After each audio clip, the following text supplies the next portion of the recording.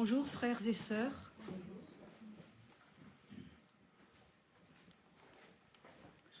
Alors le titre de ce message, c'est Christ, la lumière du monde. Alléluia. Seigneur, dispose nos cœurs à accueillir la parole de Dieu. Cette parole de Dieu qui est aussi la parole faite chair, c'est Jésus. Et vraiment que cette parole, nous la chérissons, que nous la serrions sur notre cœur et que nous en fassions nos délices. Que ton Saint-Esprit nous guide, que cette parole soit enfouie en profondeur dans nos cœurs.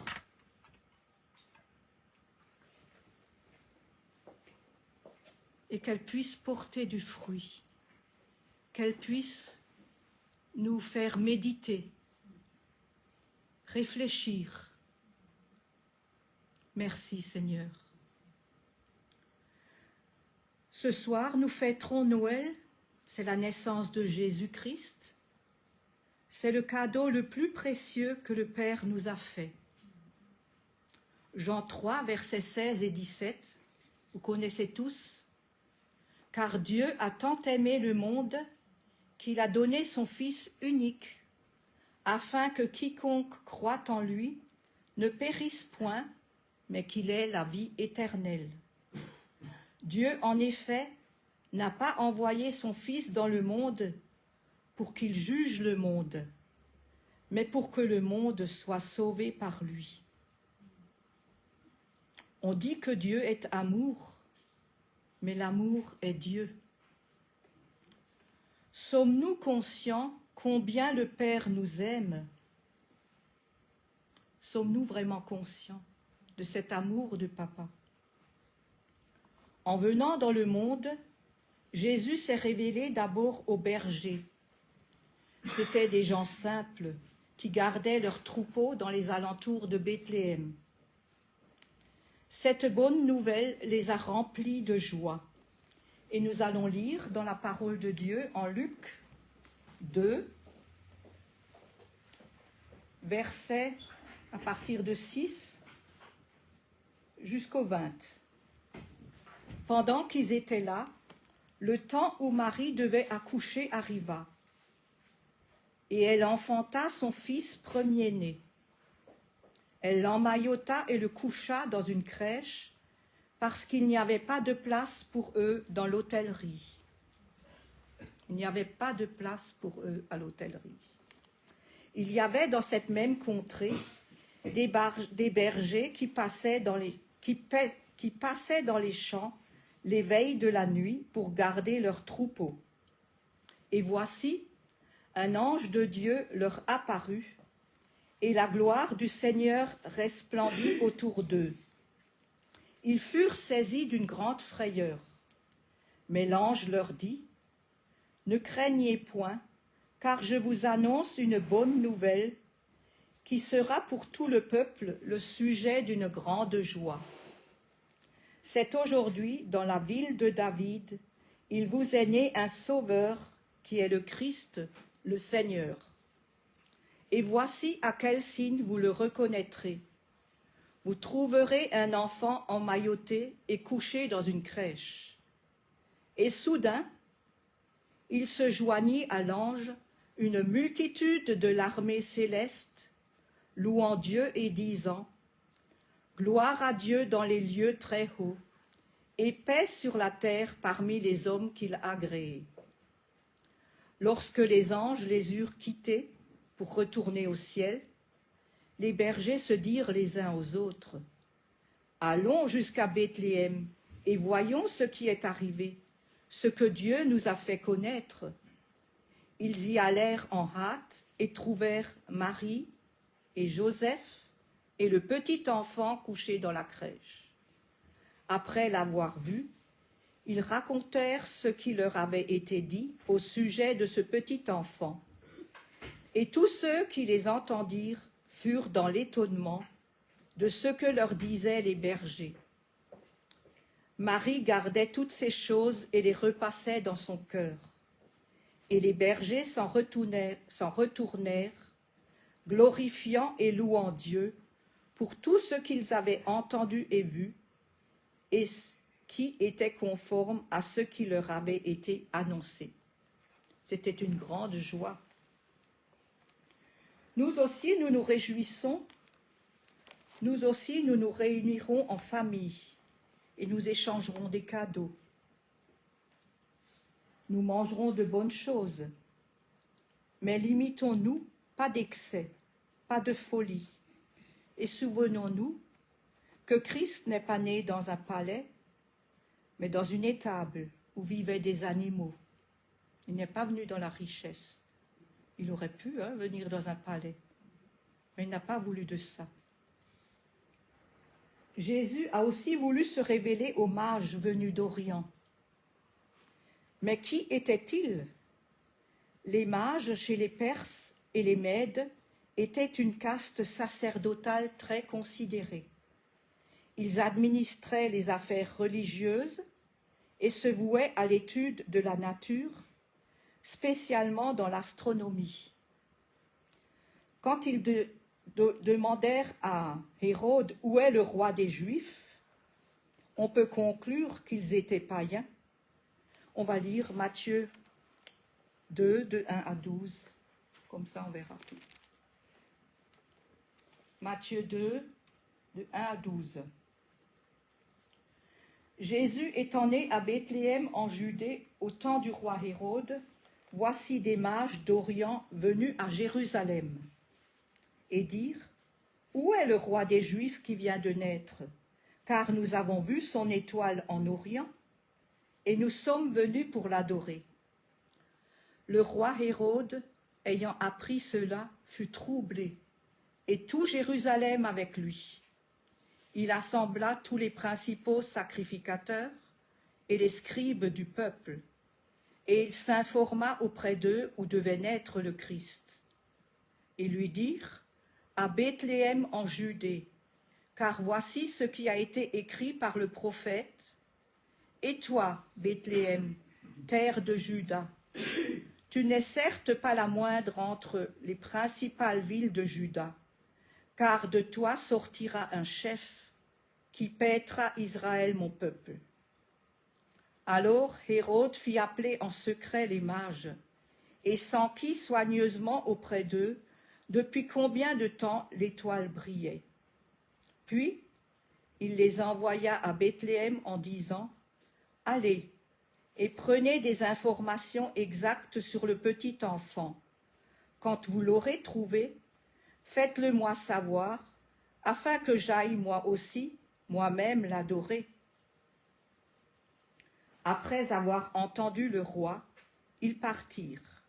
Et voici, l'étoile qu'ils avaient vue en Orient marchait devant eux jusqu'à ce qu'étant arrivée au-dessus du lieu où était le petit enfant, elle s'arrêta. Quand ils aperçurent l'étoile, ils furent saisis d'une très grande joie.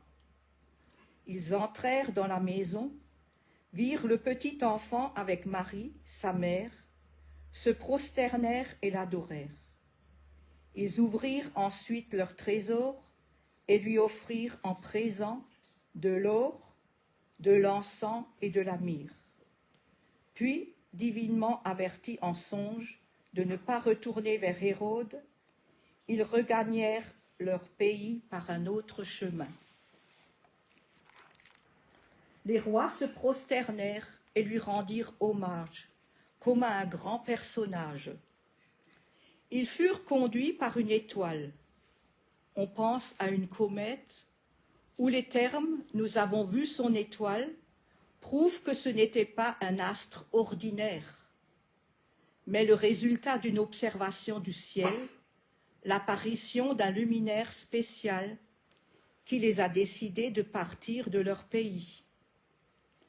Cette étoile les a conduits à Bethléem en Judée, à l'endroit où Jésus était né. Dans une étable, ils trouvèrent l'enfant avec sa mère. et rien n'ébranle leur foi. Ils se prosternèrent et adorèrent, car ils l'ont cherché avec amour et ils l'ont trouvé avec une grande joie. À travers ces mages, ce sont les prémices du monde païen qui cherche le salut. S'il est vrai que le salut vient des Juifs, celui-ci indique que les gentils ou les païens, les gentils, ça veut dire les païens.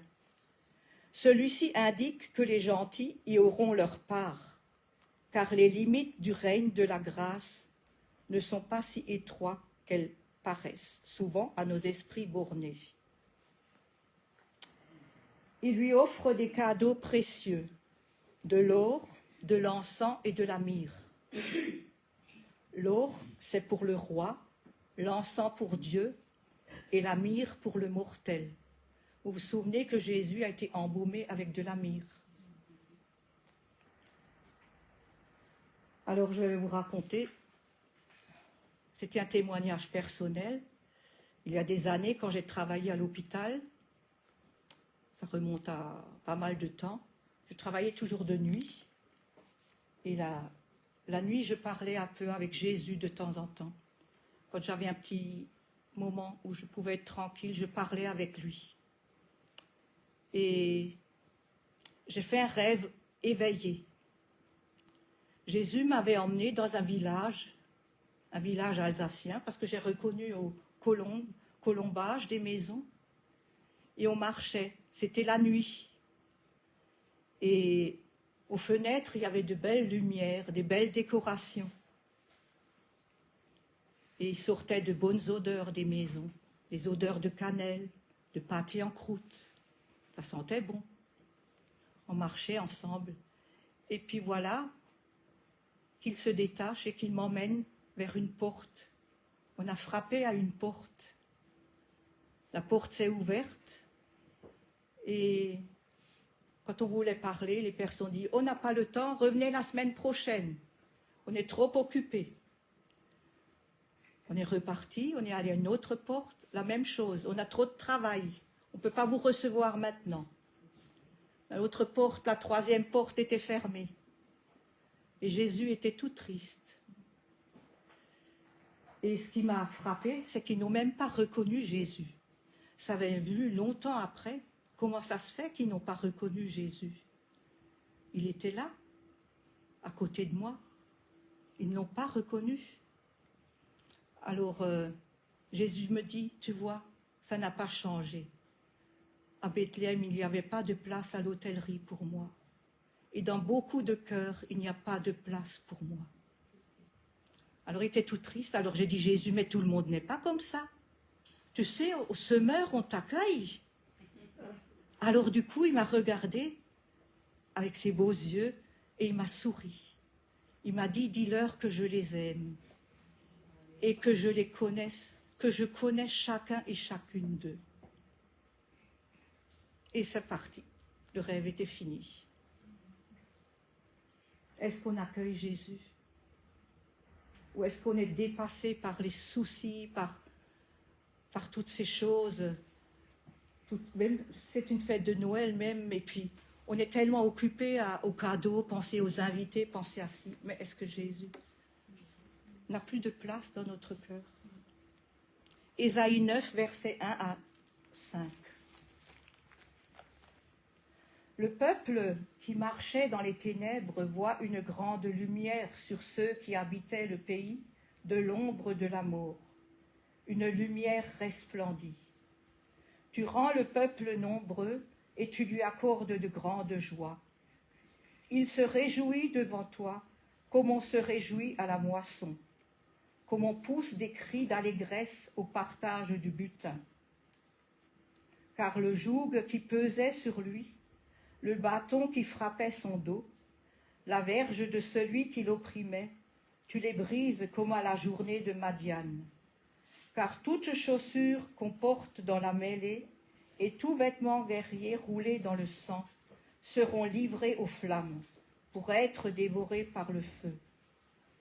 Car un enfant nous est né, un fils nous est donné, et la domination reposera sur son épaule.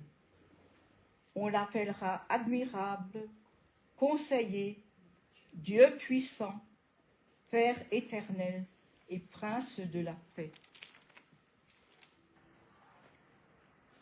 Nous sommes aussi, nous, dans d'épaisses ténèbres dans le monde, dans lequel règne le péché, la décadence, la guerre.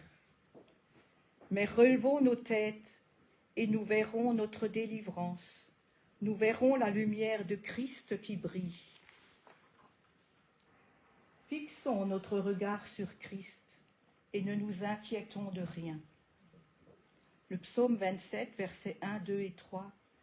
L'Éternel est ma lumière et mon salut. De qui aurais-je crainte? L'Éternel est le soutien de ma vie. De qui aurais-je peur?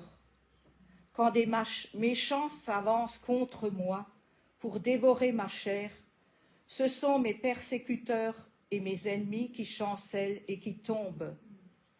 Si une armée se campait contre moi, mon cœur n'aurait aucune crainte. Si une guerre s'élevait contre moi, je serais malgré cela plein de confiance.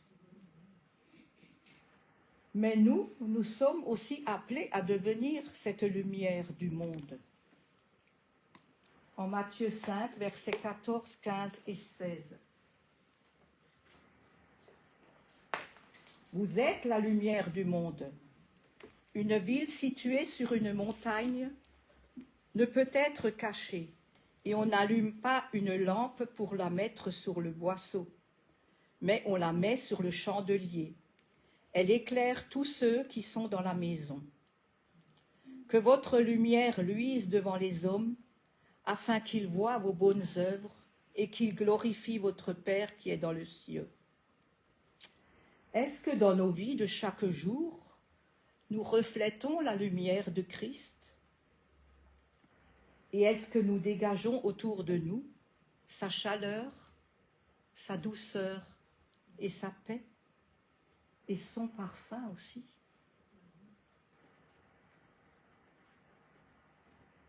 Je vais vous raconter aussi quelque chose.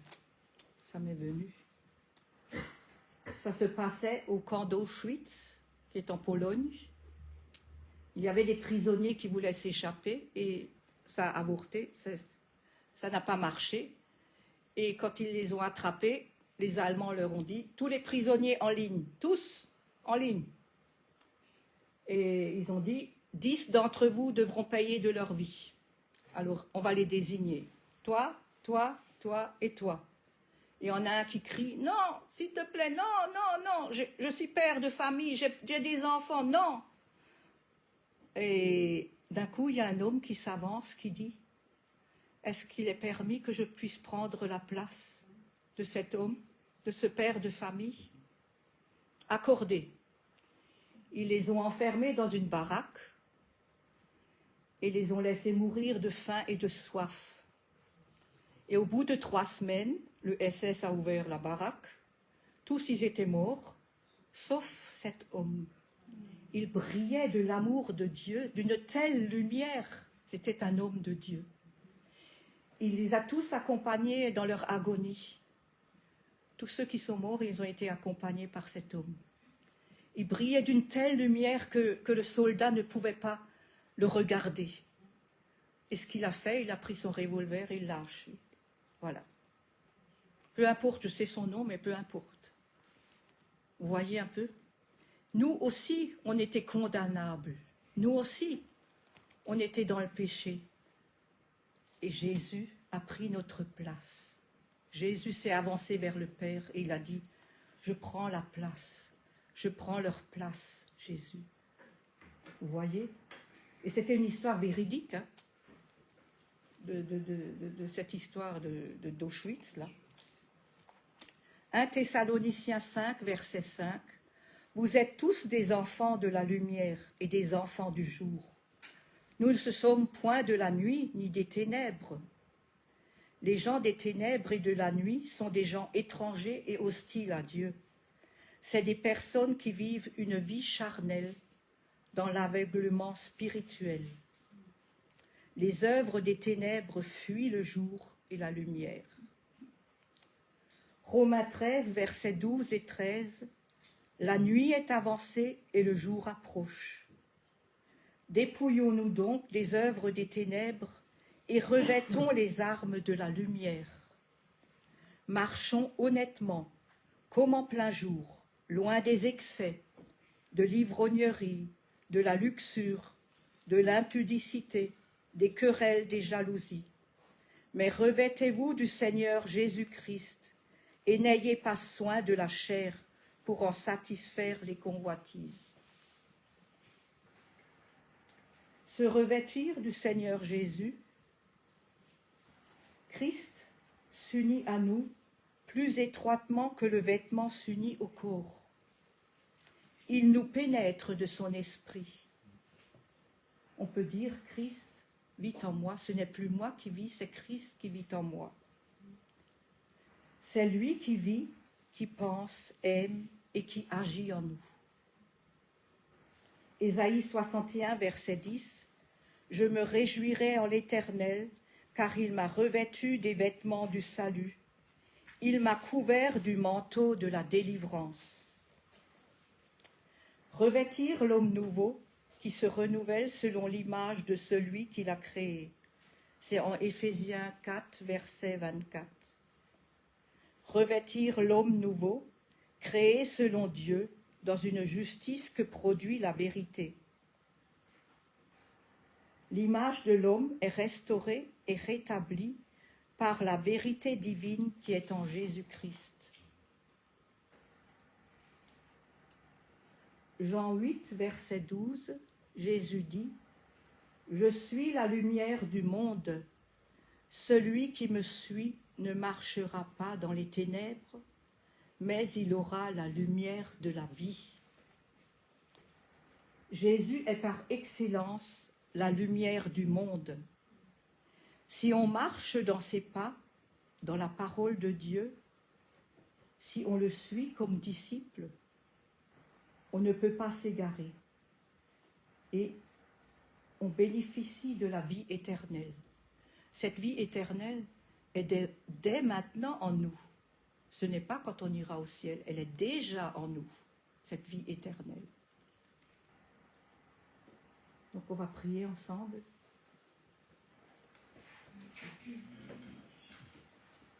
Seigneur, en ce temps de Noël, accorde-nous la grâce de t'adorer en esprit et en vérité, comme les mages qui ont reconnu la grandeur de l'amour de Dieu, qui est offert à tous, que ce soit les bergers ou les mages qui étaient païens. Cette grâce est offerte à tous les hommes. Et à travers ces petits enfants, ils ont découvert cet amour de Dieu. Nous ne t'offrons pas de l'or et de l'encens ni de la myrrhe, mais nous t'offrons nos cœurs et nos vies. Et que nos œuvres glorifient le Père.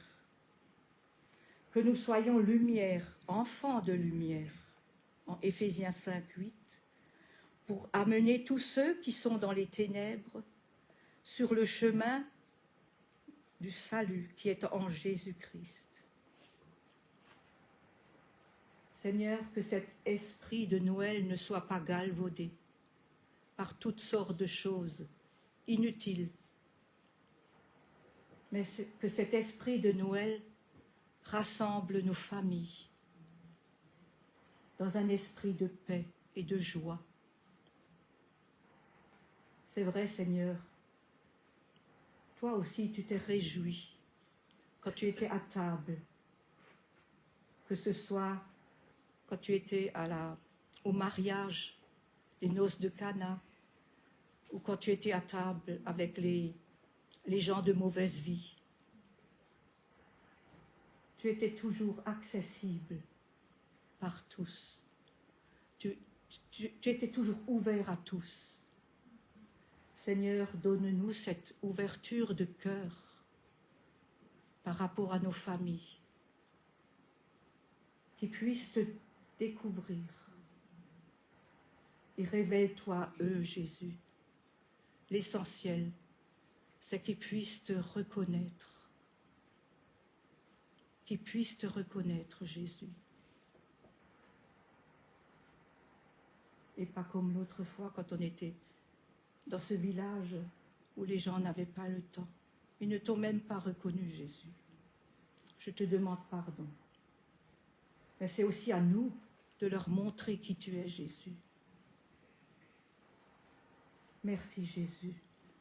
Nous te remercions aussi pour cette venue en ce monde, parce que tu as voulu vraiment que nous ouvrir la porte du ciel. C'est par ton sacrifice sur la croix que la porte du ciel s'est ouverte pour nous. Merci, Jésus. Un éternel remerciement, Jésus.